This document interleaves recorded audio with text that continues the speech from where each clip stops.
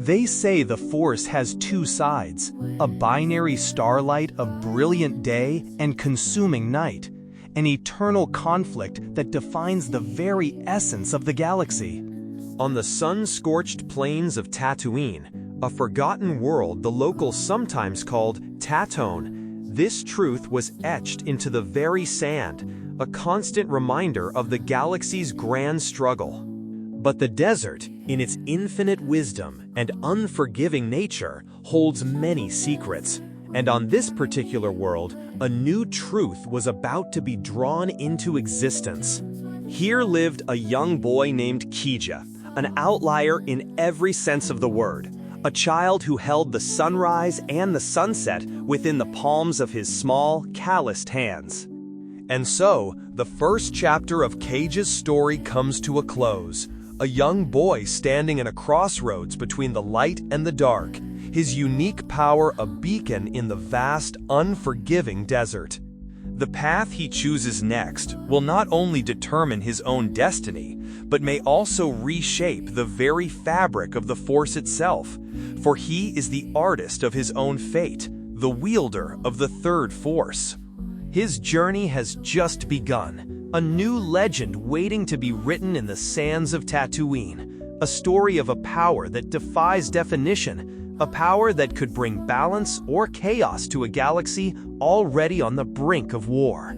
Keja was an orphan, a common enough story on a world where life was as cheap as the water was expensive, leaving him to be raised by the harsh yet nurturing hand of the desert itself. He found his solace not in the company of others, who often shunned his quiet intensity, but in the shifting canvases of the endless dunes that stretched out before him. With a stick of charcoal scavenged from a trader's fire, Keja would draw, his images not mere representations of the world around him, but vibrant, living things. He discovered his gift by accident, sketching a dewback with such precision that the sand around it seemed to shimmer with life, a faint echo of the creature's lumbering gait. One sweltering afternoon, as the twin suns of Tatooine beat down relentlessly upon the arid landscape, Keja sought refuge in the cool shadows of a deep canyon he had discovered. He began to draw in the sand as he often did, his mind wandering to the stories he had overheard from spacers in Mos Eisley about the Jedi, noble warriors of the light. With a focused determination that belied his young age, he sketched a towering figure in a flowing robe, a lightsaber of pure, brilliant energy held aloft in a triumphant pose. As he drew the final line of the glowing blade, a palpable warmth spread from the drawing, a gentle, soothing light that filled the canyon with a sense of peace and tranquility. The air around the drawing seemed to hum with a gentle energy, the light from the sketched lightsaber casting dancing shadows on the canyon walls, a beacon of hope in the desolate landscape. Keja felt a profound sense of connection to this light, a feeling of belonging he had never experienced before, as if he had tapped into the very heartbeat of the stars themselves. He spent hours basking in this newfound warmth, drawing other symbols of the light, the graceful arc of a starship, the intricate symbol of the Jedi Order, each creation resonating with the same peaceful energy. He was a conduit for the light, a painter of hope on the canvas of the forgotten desert world he called his home. As the twin suns began their descent, casting long, dramatic shadows across the desert, a chill crept into the canyon, a cold that had nothing to do with the dropping temperature.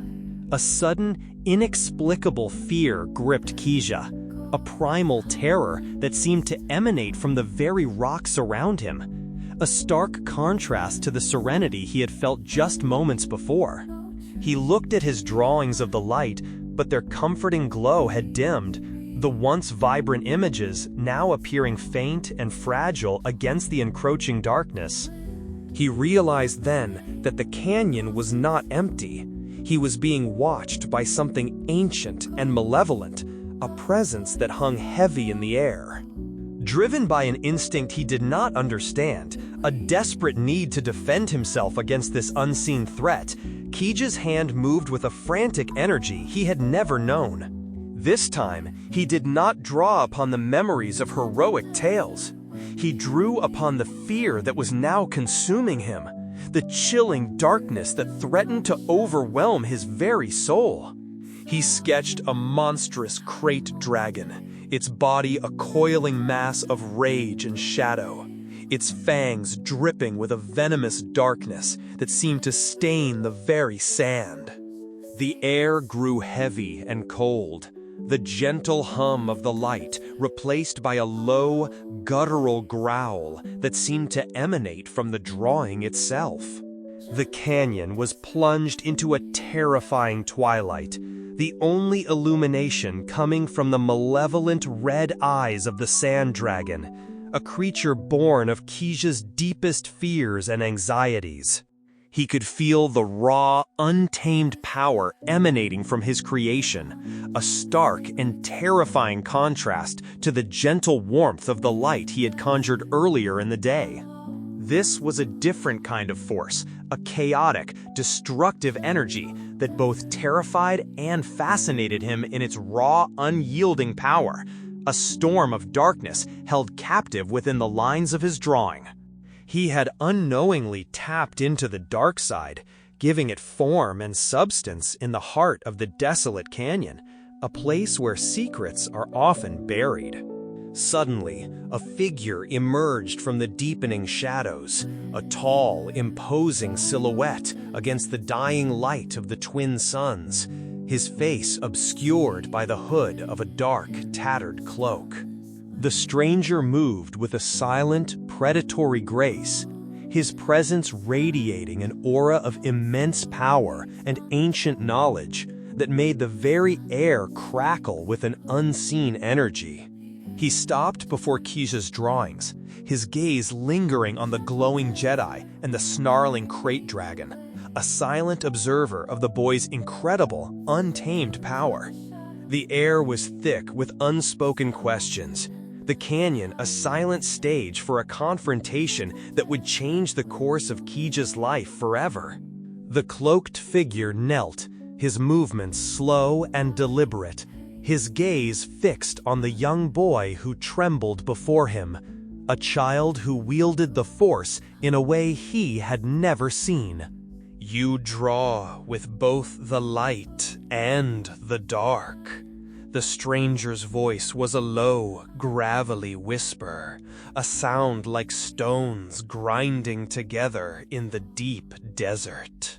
"You are an anomaly, a convergence, something new, a third force."